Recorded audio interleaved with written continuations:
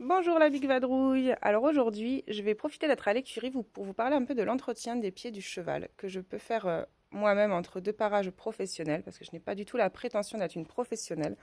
C'est juste pour entretenir un peu et je pense que pour partir en voyage à cheval, il faut avoir quand même quelques bases. Donc Big Boy n'est pas ferré et il ne le sera pas. À voir après en sortie au long cours.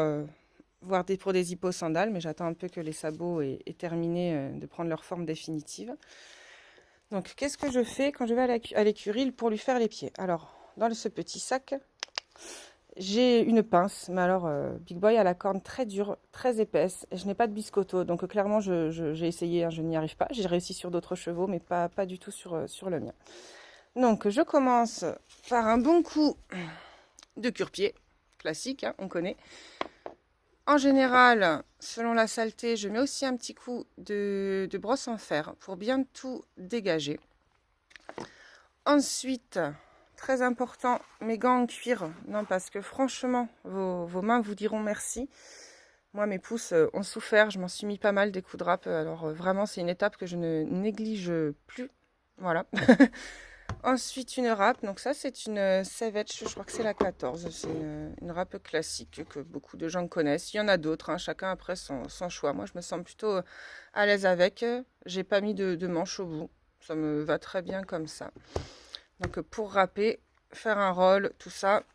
Et ensuite, pas du tout à chaque fois, quand il y a besoin, une rainette anneau. Moi, je suis plus à l'aise aussi avec celle-là. Quand il a de la pourriture ou quoi de la fourchette, alors j'ai tendance à... Donc je nettoie bien. Je le fais à l'intérieur. J'ai de la chance d'avoir l'étable qui est au sec. Donc je cure tous les sabots en fait. Je commence par tout curer, tout bien dégager. Ensuite je mets un coup de...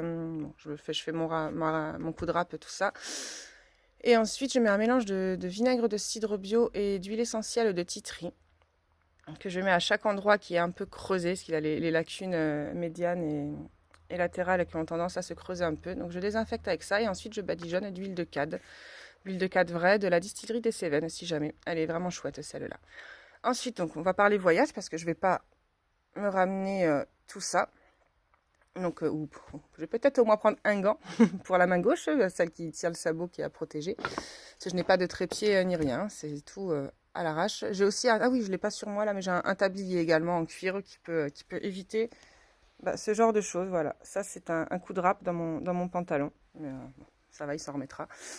Voilà, donc je l'ai fait peu d'un bout de temps avant d'avoir la Savage avec celle-là, que j'ai laissée à l'abandon, ça se voit. Donc moi j'entretiens en mettant un coup de WD-40 qui est juste là. Voilà, un petit coup de brosse, un coup de WD-40 et un coup de chiffon. Alors pareil, il y en a qui m'ont dit que ça bouffait le côté le râpant de la râpe, que ça bouffait le tranchant. Jusqu'ici, j'ai pas eu de soucis moi. Voilà, donc je faisais avec celle-là avant d'avoir la Savage. Et pour le voyage, je pense donc prendre celle-là, qui est une mini Bassoli.